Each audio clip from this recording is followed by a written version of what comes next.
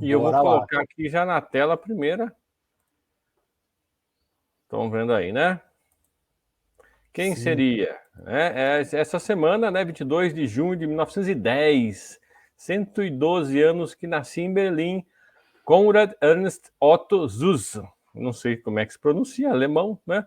Mas é simplesmente conhecido como Konrad Zuse. Ele é pioneiro da computação, além de engenheiro civil, inventor e empresário. O que ele fez? Criou o primeiro computador eletromecânico programável, o Z3. Ele era Turing completo, ou seja, ele obedecia algumas regras dadas por Alan Turing para dizer que a máquina era um computador, né? A gente vai falar daqui a pouquinho de novo do Turing, né? Porque tem uma interligação à história aqui. Já falamos do Turing já há umas 2 semanas. E por isso mesmo, né, pelo fato dele ter lançado esse computador totalmente programável, Turing completo, ele é conhecido como realmente um inventor do computador moderno. Um pequeno histórico, né? Em 1938, ele lançou a primeira máquina dele, é um Z1, né? Ele tinha 30 mil partes metálicas, 500 quilos. Não era exatamente um computador, era na verdade mais um calculador mecânico, mas ele nunca entrou em produção realmente, nunca serviu muito porque ele não tinha precisão mecânica suficiente, mas serviu para ele já desenvolver seus talentos aí, porque ele foi melhorando, melhorando, melhorando, né? E outra coisa, ele trabalhou de maneira totalmente isolada de outros cientistas. Ele não tinha muito contato com o mundo inteiro acadêmico, mesmo porque estava começando a Segunda Guerra Mundial, né? E tudo que ele desenvolveu praticamente foi sozinho, né? Então, com alguns auxiliares, claro, né? Mas sem contribuição de cientistas internacionais. Em 1939, ele construiu o Z2, já melhorando o Z1, usando relés telefônicos, de qualidade telefônica, então isso já melhorou a qualidade do equipamento. E finalmente em Z3, que foi o marco, né? Foi uma melhoria em cima do Z2 e ele era totalmente programável e usando já a linguagem binária, o que era uma novidade na época.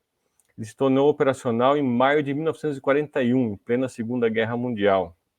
Pra você ter uma ideia, o Z3, né, só para ter um comparativo de velocidade, né, o primeiro computador eletromecânico, ele levava 5 segundos para fazer uma única multiplicação, mas era automático, né? Uhum. Ele também acabou fundando uma empresa justamente especializada nisso, né? Foi uma das primeiras empresas do mundo especializada em computação. E entre 43 e 45 ele acabou desenvolvendo uma linguagem de programação chamada Plan-Calcul. E essa linguagem também foi a primeira linguagem de programação de alto nível, né? Antes programava mais em assembly e linguagens muito mais próximas à máquina, ele criou essa que era de alto nível, então é considerada a primeira linguagem de programação de alto nível e acabou influenciando outras linguagens como o próprio Algol, que viria a ser desenvolvido alguns anos depois. O Z4 ficou pronto em 1950, inclusive a foto que você vê aí na tela, ele em frente a um protótipo, na verdade, protótipo não, uma versão de museu do Z4. Ele ficou pronto em 1950 e esse foi o segundo computador a ser vendido no mundo. O primeiro foi um computador americano, o segundo foi esse. Então, os outros computadores que vieram antes deles eram marcos históricos, mas eram feitos em laboratório, não eram vendidos. O primeiro que foi vendido foi um americano, o segundo foi esse, o Z4. E era o único na época em atividade lá na Europa continental. E já era uma melhoria em cima do Z3, tanto é que a gente falou que, né, o Z3 levava 5 segundos para fazer uma multiplicação, o Z4 fazia 11 multiplicações em um único segundo. Então, você vê que 50 vezes mais rápido, né? Foram criados o Z4, o Z5, o Z6, ele foi, né, criando, e chegou até o Z43. E cada um deles tinha uma inovação. O Z22 foi também outro marco, foi o primeiro a contar com uma memória baseada em armazenamento magnético. Em 1947, ele se encontra pessoalmente com Alan Turing, acabou a guerra, ele se encontrou com Alan Turing, trocaram ideia ali, né?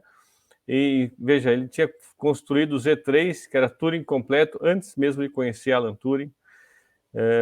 Em 30 de janeiro de 1944, na guerra, na Segunda Guerra Mundial, o Z1 e o seu projeto foram totalmente destruídos junto com o apartamento dos seus pais, num bombardeio britânico sobre Berlim. Nossa. infelizmente, né, não morreu, né, ninguém da família, tal, mas acabou destruindo esse primeiro equipamento e o projeto original. Ele acabou reconstruindo o Z1 já em 1987, entre 87 e 89, com apoio da Siemens e mais outras 5 empresas patrocinaram ele reconstruir o Z1, custando $500 mil, e até durante o processo ele acabou sofrendo um ataque cardíaco, não morreu, né, mas deve ter sido um processo bastante intenso, né? E finalmente, em 18 de dezembro de 95, ele morria por doença do coração. A foto aqui nós temos o Zuzi na frente do Z4 e à direita uma estátua do Zuzi no memorial a ele em Hanfeld, na Alemanha. Então, está aí um dos grandes pioneiros da computação.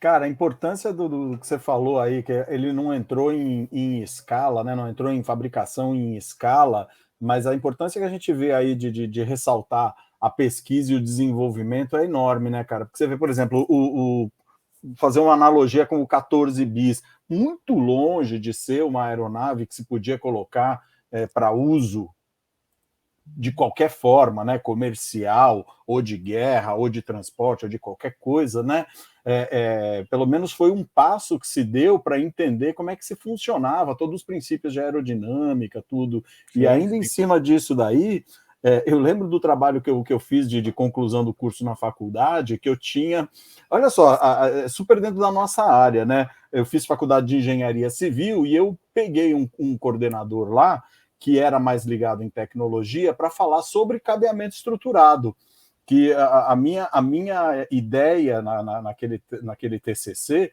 era demonstrar que o cabeamento estruturado era uma plataforma que você poderia usar para qualquer tipo de transmissão de sinais de baixa tensão, né, num edifício comercial, e que ele era viável economicamente e tecnologicamente, não sei o que, com transmissão e com longevidade, com um monte de benefícios.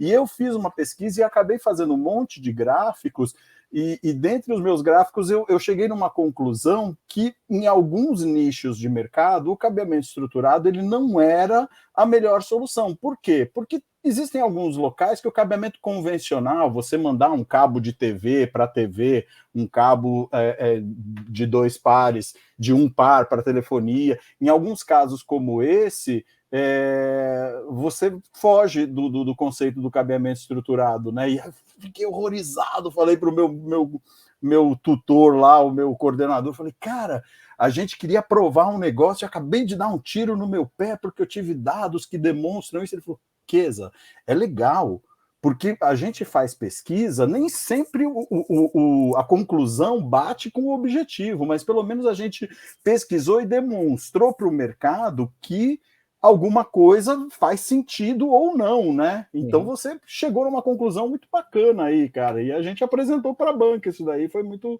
bacana a experiência de ser contraditório. Interessante isso, né? O trabalho ser contra aquilo que você tinha de convicção antes, porque mostra até que foi sincero o trabalho, né? Que você realmente não teve um viés, porque muitas vezes o trabalho tem um viés de quem está fazendo o trabalho e acaba chegando a uma conclusão forçada, né? Pois é. Esse é um problema na ciência, né? E você falou do 14 bis, né? Do Santos Dumont, né? Pouca gente sabe por que chama 14 bis, né? É o 14º, mas ele repetiu, né? É a segunda versão do 14, por isso bis, né? É o segundo. Ah, é o 14B. Ele teve o 14. Tinha o 14A e o 14B. É mais ou menos isso.